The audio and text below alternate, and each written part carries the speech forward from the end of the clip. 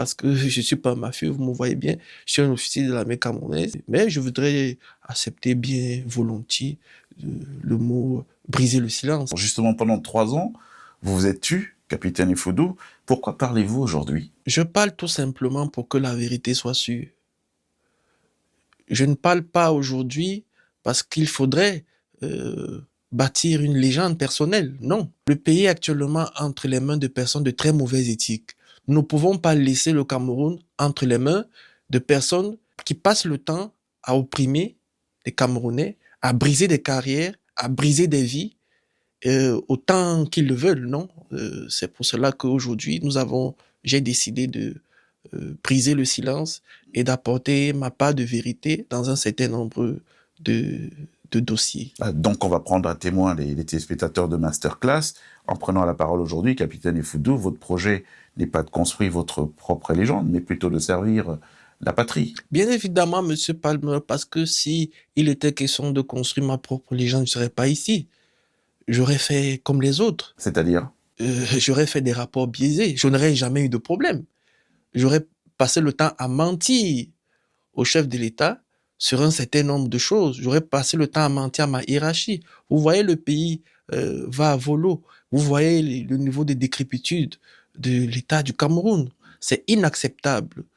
S'il existe un seul patriote et qui voit cette situation, pensez-vous vraiment qu'il pourrait rester les bras croisés? Non, je ne pense pas. Et puis nous avons aussi un devoir par rapport aux générations futures, à nos enfants, à nos petits-enfants qui nous verront et qui diront, mais papa, grand-père, c'est à votre époque que des choses se sont passées comme ça, qu'est-ce que vous avez fait? Vous n'avez pas donné le détail, capitaine Ifoudou, de comment sait-on que c'est vous qui avez fait le rapport et à quel moment votre tête est mise à prix? Lorsque cette réunion a eu lieu, une réunion liée à cette affaire au Palais d'Unité regroupant l'ensemble des responsables de sécurité du Cameroun, M. Ferdinand Gongo s'est plutôt évertué à savoir qui était l'auteur de cette note. Et c'est ainsi que je fus exposé malencontreusement par ma hiérarchie et j'ai commencé donc à faire l'objet de persécutions. Vous travaillez pour un homme qui est le président Paul Biya, en gérant notamment le renseignement à son état-major particulier, la présidence de la République du Cameroun. Est-ce qu'il a été informé des persécutions que vous subissiez? Bien évidemment, effectivement, des notes allant dans ce sens lui ont été envoyées parce que j'ai commencé à recevoir des menaces de mort de certaines personnalités de la République. Notamment? De manière directe, l'ancien ministre de la Défense, M. Zeme Karimi, des menaces de mort venant du secrétaire général de la présidence lui-même, qui m'a fait convoquer à la gendarmerie à plusieurs reprises. J'ai été convoqué à la gendarmerie par WhatsApp. Qui a un problème de procédure. Il y a un problème de procédure la première fois où je me retrouve en face du colonel Otoulou. Qui n'est pas sans rappeler une actualité récente, notamment un témoignage avec l'affaire Martinez. On va peut-être en reparler tout à l'heure. Tout à fait. Donc j'ai été convoqué à la gendarmerie par le colonel Otoulou qui était en charge de cette enquête-là avec un autre colonel de la gendarmerie qui est actuellement directeur adjoint de la DGRE. J'ai été convoqué par ces officiers supérieurs-là. Et voyez-vous, pendant cette audition est orientée. Il fallait que je donne d'autres explications pour couvrir des personnes. Et ça ne s'est pas passé comme ça. J'ai dit à cet officier supérieur que non, je ne pouvais pas changer les faits qui sont ceux pourquoi nous avons écrit au président. J'ai donc refusé de le faire et j'ai été convoqué une deuxième fois. Voyant l'allure de l'affaire, j'ai décliné de me présenter à la gendarmerie tout en leur demandant de faire une convocation en bonne et due forme à ma hiérarchie. Vous n'aviez pas confiance à la gendarmerie? Non, du tout. Je suis gendarme, mais je n'avais pas confiance, sachant ce qui s'est passé dans le cadre de l'assassinat de Martinez Zogo et de l'emprisonnement, de l'incarcération du directeur général de la recherche extérieure de l'époque. J'ai dit non, je viens pas. Alors, quand vous informez le président Biya des persécutions que vous subissez, quelle est la réaction du responsable qu'il est? En mai 2023, après le 20 mai, je pense le 23 mai 2023, j'ai été reçu par le ministre directeur du cabinet civil du président de la République, qui m'a transmis les félicitations personnelles du président Paul Biya par rapport au travail déjà effectué depuis mon arrivée à l'état-major particulier. Et il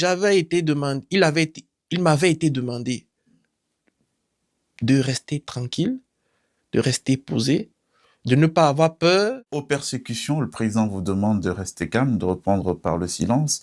Oui. Est-ce qu'on pourrait prendre ça comme un permis de tuer donné à vos bourreaux? Oui, disons ça comme ça, puisque le silence du président et le silence qui m'est demandé d'afficher pendant que vos adversaires s'activent, pourrait s'assimiler à un permis de tuer. Capitaine Effoudou, on a été assez surpris, compte tenu de votre profil, de vous voir mêlé à une histoire d'extorsion de fonds avec un homme d'affaires camerounais, Pat Diamant en l'occurrence. Cette affaire a décrié la chronique, en tout cas chez ceux qui sont assez initiés des affaires de la République. Qu'est-ce qui vous rattache à une histoire d'extorsion de fonds pour le patron du bureau renseignement que vous étiez à l'état-major particulier du président Paul Biya? Ah, Monsieur Palmer, ça concourt simplement à ce que j'étais en train de vous dire tantôt. Cette affaire, je ne la connais ni d'Adam ni d'Ève. C'était une machination? Une machination complète. Monsieur Pat Diamant, je ne le connais pas. Je ne l'ai jamais vu. Il m'a été dit que j'ai intervenu au niveau de la gendarmerie pour sa libération parce que il me souvient que ce monsieur a été interpellé dans un motif de financement de terrorisme. Et donc, j'ai été accusé d'avoir intervenu pour sa libération au compte d'une personnalité militaire au cabinet du président de la République, notamment au compte de l'amiral Joseph Fouda. Je n'ai jamais, je le dis face à la caméra, je n'ai jamais intervenu pour qui que ce soit pendant l'exercice de mes fonctions à l'état-major particulier du président de la République. Je ne me suis jamais mêlé d'une affaire, surtout de ce genre d'affaires qui peuvent éclabousser. Je ne l'ai jamais fait.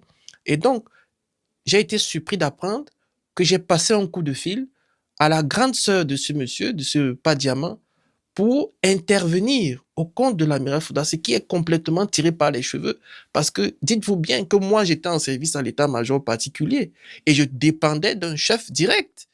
Qui est le général Amougou. Effectivement. Donc, si même j'aurais intervenu, c'était au compte du général Amougou et non pour l'amiral Fouda. Donc, et qu'il n'y a pas de lien de subordination. Il n'y a pas de lien de subordination, aucun lien de subordination. Donc, c'était complètement tiré par les cheveux.